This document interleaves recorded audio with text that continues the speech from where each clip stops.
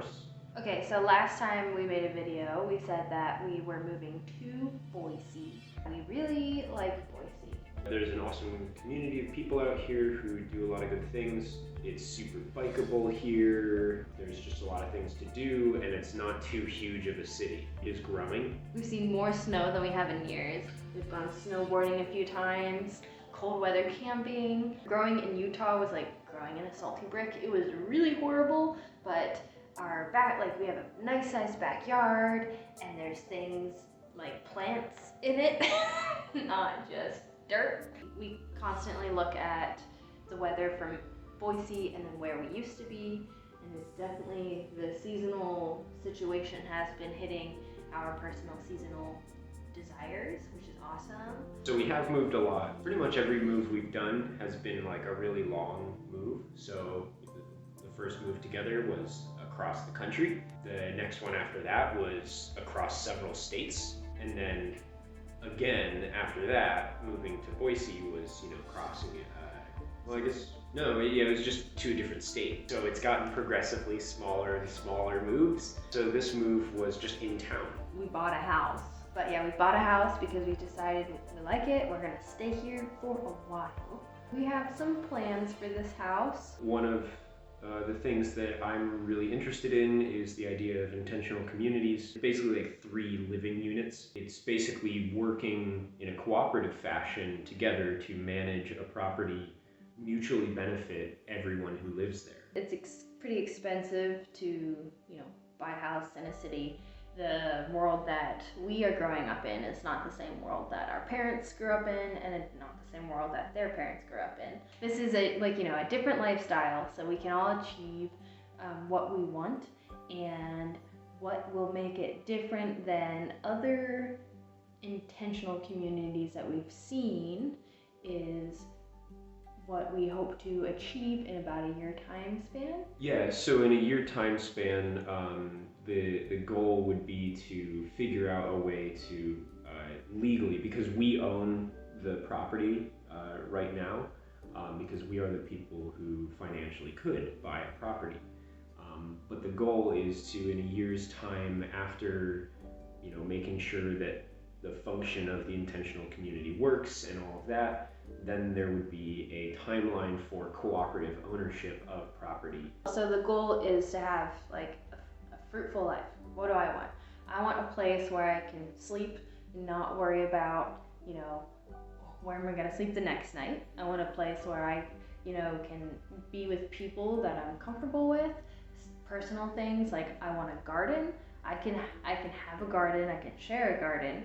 And it doesn't necessarily mean that I need to specifically own my own garden, which I think might be difficult for different people to understand.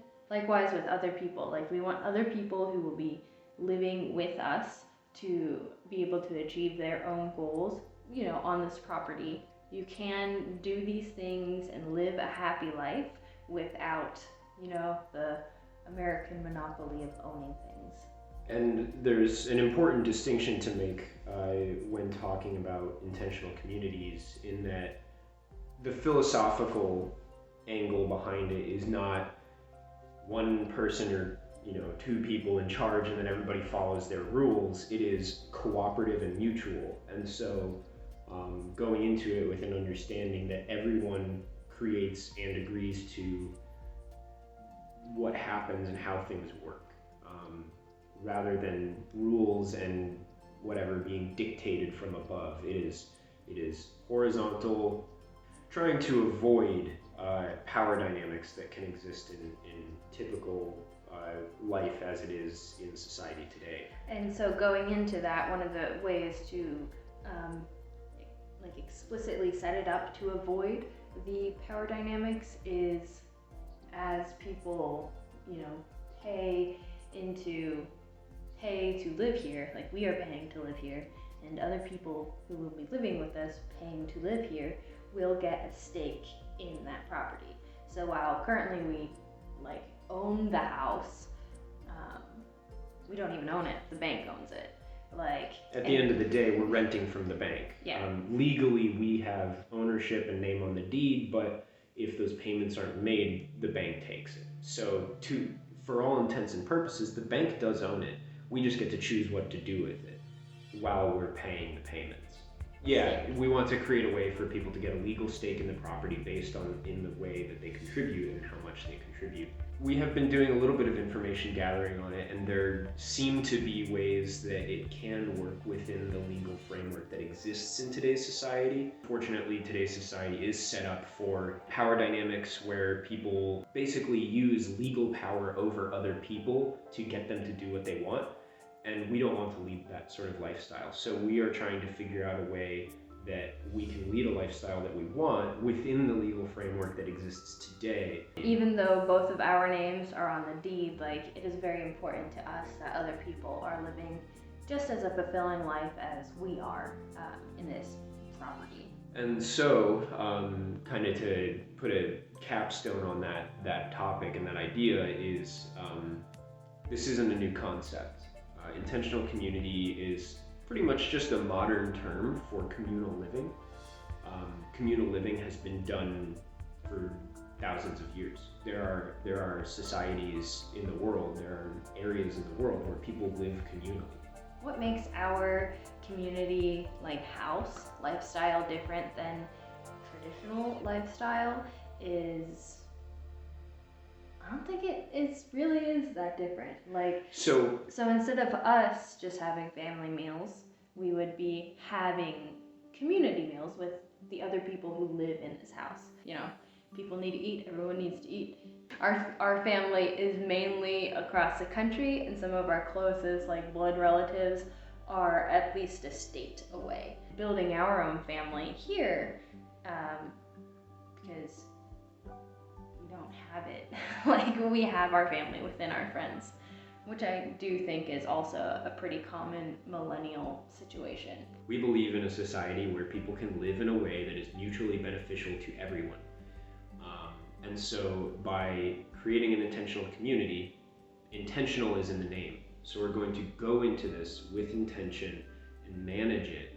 Not just let it happen willy-nilly, but like manage it as a group, as the people who are living on the property, in a way that we mutually agree to things, as well as help each other in ways that maybe traditionally roommates wouldn't. Everyone's so disconnected nowadays, and so the goal is to reconnect that. So even though this is also, again, like a place where we live, I think my personal, like, biggest goal is, like, we don't have a traditional living room.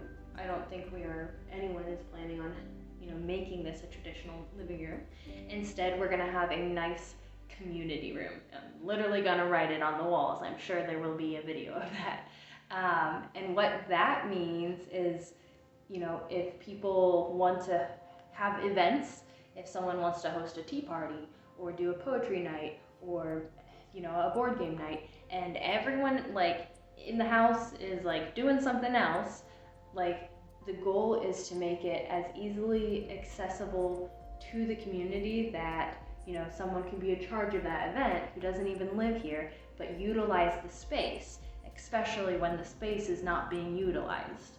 If you're gonna host a candle making event at the library, go into that, and there is a basic level of, like, social understanding that the people who are hosting that event at the library are not going to completely destroy and trash the room.